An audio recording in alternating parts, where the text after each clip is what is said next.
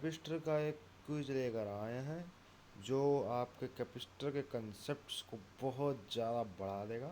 तो without wasting much time capacitor को start करते हैं। तो पहला क्वेश्चन आपकी स्क्रीन पर है। The capacitance of a capacitor does not depends upon. हो कैपेसिटर का कैपेसिटेंस किस चीज़ पे डिपेंड नहीं करता। तो चलिए देखते हैं। देखो जैसे कैपेसिटेंस किस पे डिपेंड करता है किस पे नहीं करता है देख लेते हैं। एक फॉर्मूला होता है Q directly proportional to V, है ना। कि जैसे जैसे चार्ज दोगे आप एक कंडक्टर को वैसे वैसे उसका पोटेंशियल बढ़ेगा।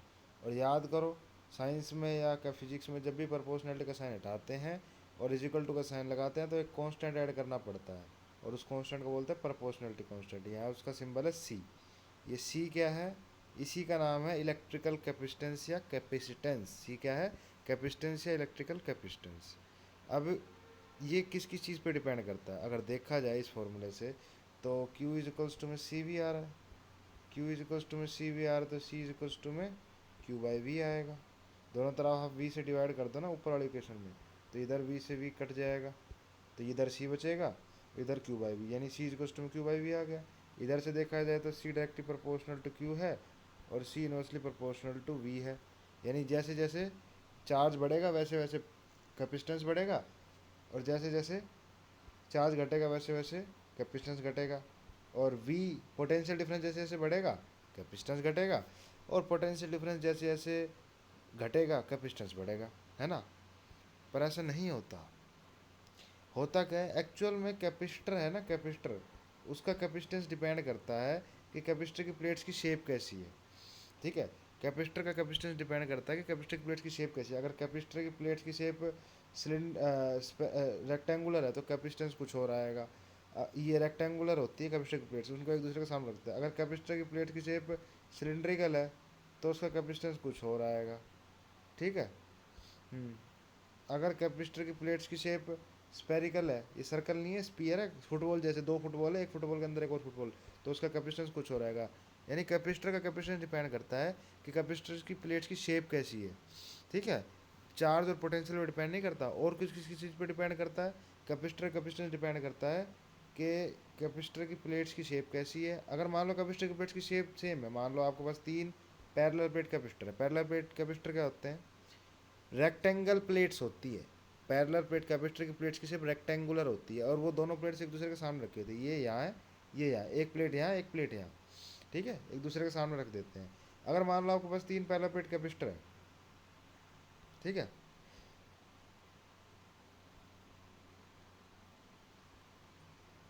अब ये तीनों की शेप सेम है बिल्कुल, पर इनमें कुछ डिफरेंस दिख रहा होगा आपका। इसका साइज़ बहुत छोटा है, इसका साइज़ थोड़ा सा बड़ा, इसका साइज़ और बड़ा और इस वाले का साइज़ और बड़ा। तो कैपेसिटर कैपेसिटेंस पहली बात तो डिपेंड करता है कैपेसिटर की प्लेट की शेप कैसी है। अगर शेप सेम है, मान लो तीनों एक जैसी प्लेट्स हैं, रेक्टेंगुलर प्लेट कैपेसिटर है या तीनों पैरेलल प्लेट कैपेसिटर है, तो फिर डिपेंड करता है कैपेसिटर की प्लेट्स का साइज़ कितना है। अगर एक प्लेट का साइज़ मान लो 2 मीटर है, दूसरी प्लेट का साइज़ दूसरे की प्लेट का साइज़ दूसरे कैपेसिटर की प्लेट का साइज़ 4 मीटर है और तीसरे की प्लेट्स का साइज़ 6 मीटर है, तो उनकी प्लेट्स का साइज़ अलग अलग है तो उनका कैपेसिटेंस अलग अलग आएगा।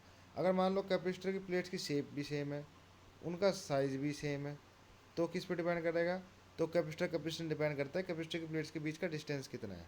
अगर इस प्लेट्स के बीच का डिस्टेंस 2 मीटर है और एक और पैरेलल प्लेट कैपेसिटर है जिसकी प्लेट्स के बीच का डिस्टेंस 4 मीटर है, हालांकि उनकी प्लेट्स की शेप सेम है, प्लेट्स का साइज सेम है, लेकिन प्लेट्स के बीच का डिस्टेंस अलग अलग है, तो इसका कैपेसिटेंस कुछ आएगा, इसका कैपेसिटेंस कुछ आएगा। ठीक है, तो कैपेसिटर कैपेसिटेंस किस पर डिपेंड करता है कि कैपेसिटर की प्लेट्स का साइज़ कैसा है, कैपेसिटर की प्लेट्स की शेप कैसी है, कैपेसिटर की प्लेट्स का साइज़ कितना है और कैपेसिटर की प्लेट्स के बीच का डिफरेंस डिस्टेंस कितना है। अगर मान लो डिस्टेंस भी सेम हो, साइज़ सेम था, प्लेट्स की शेप सेम है, साइज़ सेम है और डिस्टेंस भी सेम है, फिर डिपेंड करता है कि कैपेसिटर की प्लेट्स के बीच में मटेरियल क्या है। अगर कैपेसिटर है आपके पास, उसकी प्लेट्स के बीच में ऑयल है और इसी कैपेसिटर की प्लेट्स के बीच में मान लो मैं वाटर भर दूँ और इसी कैपेसिटर की प्लेट्स के बीच में मैं मान लो एयर भर दूँ, तो फिर इनका कैपेसिटेंस अलग अलग आएगा। यानी कैपेसिटर का कैपेसिटेंस चार्ज पे और पोटेंशियल पे डिपेंड नहीं करता, वो डिपेंड करता है कैपेसिटर की प्लेट्स का शेप कैसा है, साइज़ कितना है उनका, उनके बीच का डिस्टेंस कितना है और कैपेसिटर की प्लेट्स के बीच का मटेरियल क्या है। तो पहला क्वेश्चन क्या था? The capacitance of a capacitor is does not depends upon, किस चीज़ से डिपेंड नहीं करता? चार्ज पर और पोटेंशियल पर, यानी बी और सी दोनों का दोनों answer. What is the charge on the capacitor. हाँ ये भी इम्पोर्टेंट बात है। कैपेसिटर पे चार्ज क्या होता है भाई साहब, देखो अगर आप देखोगे तो ये कैपेसिटर है ना, इसकी एक प्लेट पर अगर +2 कूलम चार्ज है, दूसरी पे पक्के से -2 कूलम होगा। अगर आपके पास एक और है, अगर इसकी एक प्लेट पे +4 है तो दूसरी पे -4 कूलम होगा। तो टोटल चार्ज कितना हुआ, -2 + 2, -2 + 2 कैंसिल 0, इसमें -4 + 4 कैंसिल 0, यानी कैपेसिटर पे टोटल चार्ज कितना होता है, 0। ठीक है,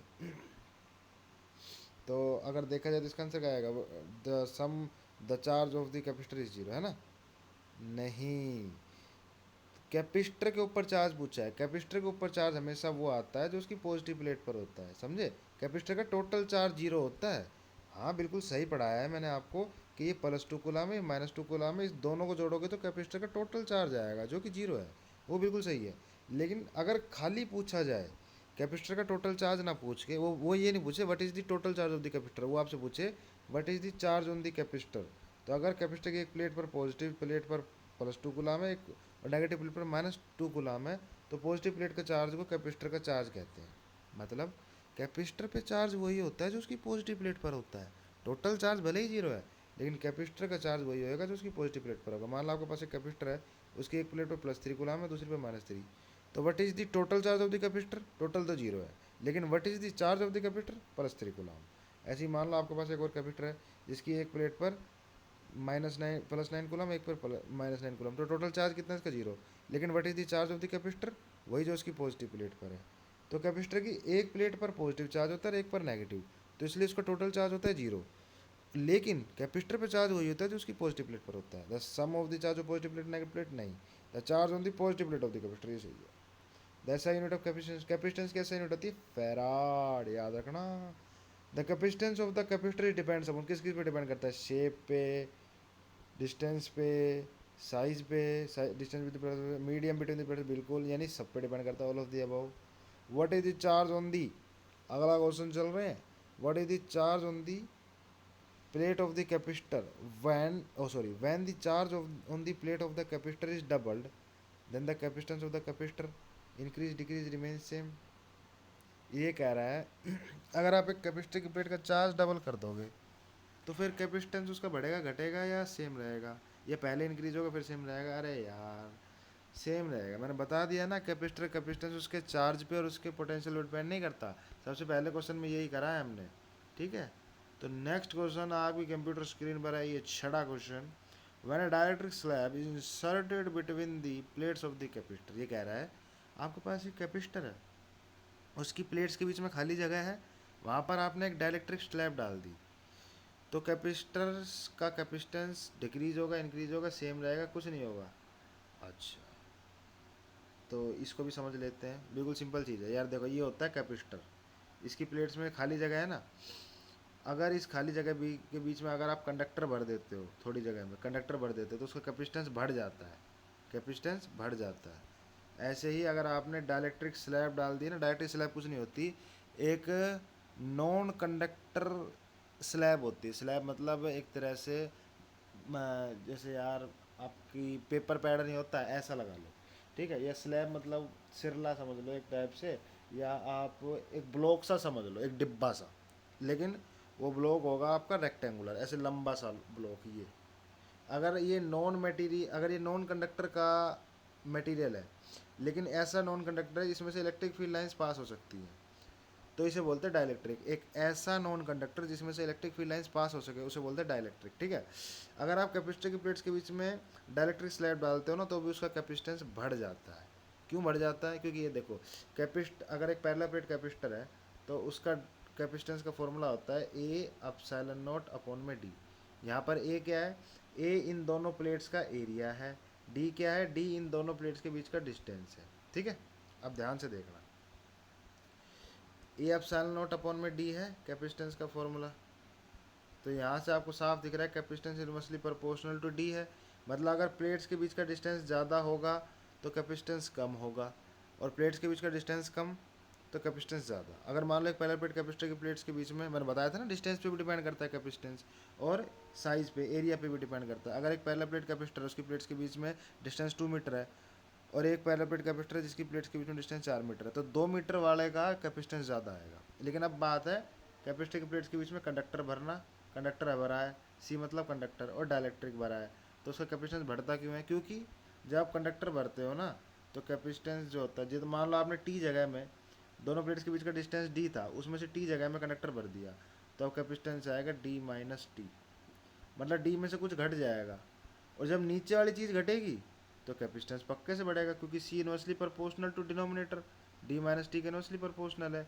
एयर थी जब C A epsilon not upon में डी था, डी डी माइनस टी से तो बड़ा ही है, D is greater than D minus T, मतलब कैपेसिटेंस बढ़ गया, क्योंकि डिनोमिनेटर घट जाएगा जब आप कंडक्टर डालोगे। ऐसे ही जब आप डाइलेक्ट्रिक डालोगे ना तो कैपेसिटेंस क्या हो जाएगा, जब आपने डाइलेक्ट्रिक डाला तो कैपेसिटेंस हो जाएगा सी इज इक्वल्स टू में ए एप्सिलॉन नॉट अपॉन में डी, ये डी है sorry, D minus T plus T by के, ठीक है।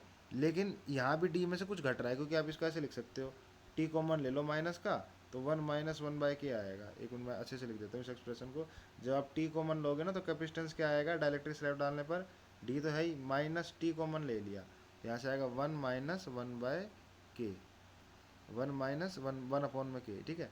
तो ये डी में से यहाँ भी कुछ घट ही रहा है, तो डाइलेक्ट्रिक स्लैब डालने पर भी कैपेसिटेंस बढ़ जाता है, ठीक है, तो इंक्रीज हो जाता है कैपेसिटर। अगले क्वेश्चन पे चलते हैं। What is the main function of the capacitor? Capacitor का काम क्या है?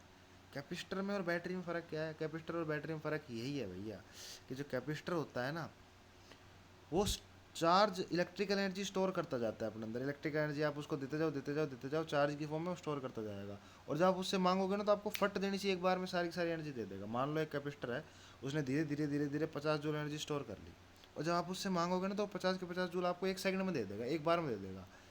लेकिन बैटरी, बैटरी के पास एनर्जी बेसिक से 50 जूल है, लेकिन वो सारी की सारी एक बार में सप्लाई नहीं करती, वो धीरे धीरे सप्लाई करती है। पहले 3 जूल, फिर 2, फिर 5 जूल, फिर 10 जूल, धीरे धीरे सप्लाई करती है, वो एक बार में सप्लाई नहीं करती। तो कैपेसिटर का मेन फंक्शन क्या है?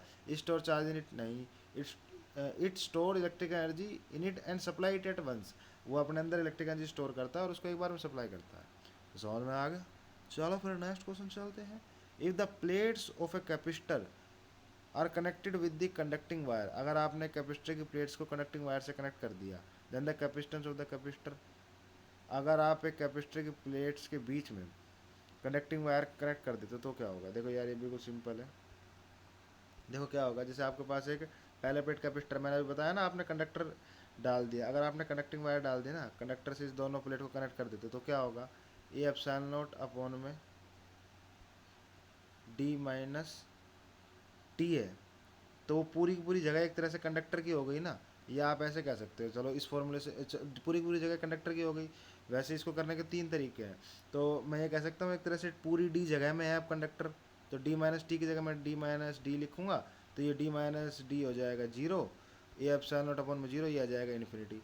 या फिर आप ऐसे भी कर सकते हो, क्यू इक्वल्स टू में सी वी होता है, और अगर दो कैपेसिटर की दो प्लेट्स क्या है, कंडक्टर है, और दो कंडक्टर अगर एक दूसरे से एक वायर से कनेक्ट है तो उनके बीच में चार्ज फ्लो करेगा, और चार्ज जब तक फ्लो करेगा जब दोनों का पोटेंशियल सेम ना हो जाए। अब थोड़ी देर बाद इसका जो पोटेंशियल है वही इसका पोटेंशियल हो जाएगा, मान लो इसका 5 वोल्ट है तो इसका भी 5 वोल्ट, तो दोनों के बीच में कोई पोटेंशियल डिफरेंस नहीं रहेगा, 5 माइनस 5 जीरो हो जाएगा। अब पोटेंशियल डिफरेंस जीरो हो गया, ओ सॉरी ये फॉर्मूला मैंने गलत लिख दिया, सी इज इक्वल्स टू में क्यू बाई वी होता है। अब अगर पोटेंशियल डिफरेंस जीरो हो गया तो क्यू अपॉन में जीरो क्या आ जाएगा? इन्फिनिटी, यानी कैपेसिटेंस इन्फिनिटी हो जाएगा। या फिर एक और फॉर्मूला होता है के ए एप्सिलॉन नॉट अपॉन में डी माइनस टी। अगर ये के इन्फिनिटी हो जाता है, अगर के इन्फिनिटी, के तो इन्फिनिटी होता है कंडक्टर का, तो उसका कैपेसिटेंस कितना, ये अब कैपेसिटेंस का ही फॉर्मूला, तो कैपेसिटेंस कितना आएगा? इन्फिनिटी। यानी जब आप एक कंडक्टिंग वायर से कनेक्ट करते हो कैपेसिटर की प्लेट्स को, या कैपेसिटर की पूरी प्लेट्स के बीच का सारा डिस्टेंस कंडक्टर से बढ़ देते हो, तो उसका कैपेसिटेंस इनफाइनाइट हो जाता है।